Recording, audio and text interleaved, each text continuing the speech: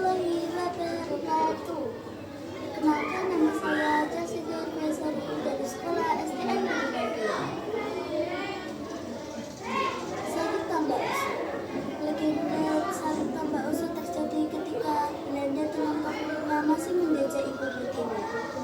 Tidak ada catatan tentang sejarah peristiwa perlawanan Salib Tambak Usu terhadap Kompeni Belanda karena mungkin tokoh Salib adalah kerikil-kerikil kecil sejarah Indonesia dalam melawan Belanda.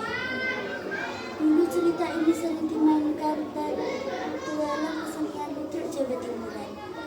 Dan setiap orang Sidoarjo pasti tahu dan kenal siapa Salib Tambak Usu. Salib Tambak Usu adalah nama pemuda kampung yang tinggal di wetan timur Sungai Sedadi, Sidoarjo. Dia dikenal sebagai seorang pendekar yang bertemperamen kasar tetapi sangat perhatian pada penderitaan orang-orang miskin yang menjadi korban pemungutan pajak oleh Belanda. Salib Tambak Usu memiliki ikatan batin dengan ibunya, seorang janda tua yang miskin. Ketika masih kecil, Salib Tambak Usu memakan tanah bersama ibunya. Pemaafan tersebut adalah pemberian ayahnya. Selama ibunya masih hidup, Salib tidak akan pernah bisa mati meskipun 1000 kali dalam sehari.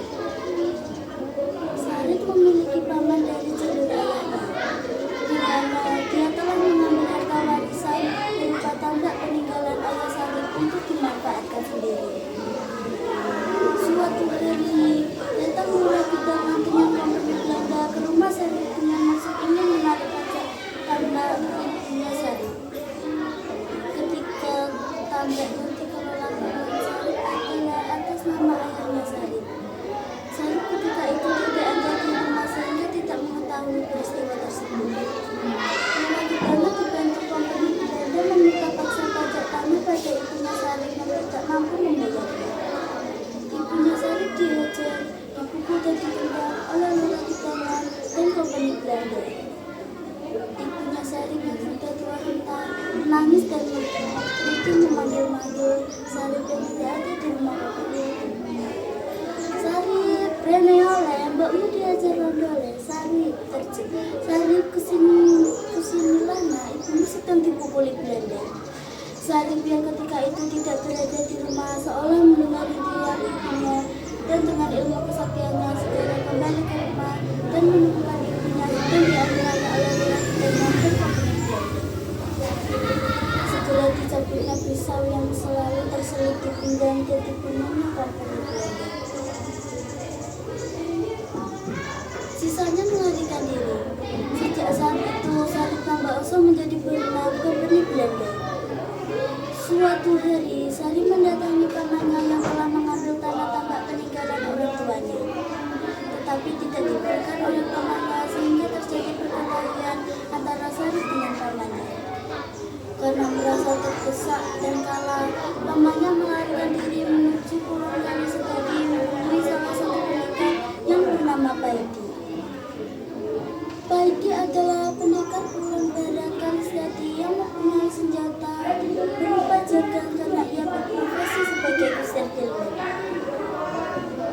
Paidi senang pada putri pamannya Salib yang bernama Saropa, sehingga ia mau membantu pamannya Salib. Paidi akhirnya pergi mendatangi Salib dengan maksud untuk menuntut balas perlakuan Salib pada pamannya. Salib dan Paidi akhirnya bertemu di tepi Sungai Sedadi. Mereka akhirnya berkelahi dengan ilmu kesaktiannya. Salib kalah dan terbunuh. Jasadnya dibuang oleh Paidi ke Sungai Sedadi. Ketika itu ibunya Salib sedang mencuci pakaian di Sungai Sedadi. Melihat air sungai yang berwarna merah darah, maka ibunya Salib mencari tahu sumbernya. Dan betapa terkejutnya karena ternyata sumber warna merah Sungai Sedadi adalah warna darah dari anaknya sendiri. Dan seketika itu ibunya menjerit, "Salib, tangi oleh, durung wayahe awakmu mati. Salib, bangunlah nak, belum waktunya kamu meninggal." Dan seketika itu juga Salib bangkit dari kematiannya seperti orang bangun dari tidur. Oleh ibunya, Salib diperintahkan untuk sementara waktu menyingkir dari kampungnya dan tinggal di ujung kampung. Salib pun mencari Paiti kembali dan bertarung di mana kali ini Paiti kalah dan terbunuh oleh Sarip. Sebagai buronan Belanda, Sarip sering merampok rumah-rumah tuan karena Belanda ia bagikan pada rakyat miskin yang ada di daerah itu.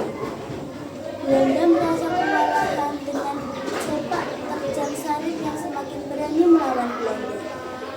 Belanda pun menyewa pendekar pembela untuk melawan Sarip. Tapi tidak ada yang bisa mengalahkannya karena setiap kali mati pasti dia akan hidup kembali dan berulang-ulang terjadi. Belanda pun mencari tahu apa gerangan yang menjadi rahasia kehebatan Sarip sehingga bisa berulang-ulang hidup setiap dia mati. Akhirnya Belanda dapat mengetahui rahasia kelemahan Sarip dari pamannya yang merupakan saudara sepupu ayahnya Sarip, bahwa letak kesaktiannya Sarip ada di ibunya. Belanda akhirnya menangkap ibunya Sarip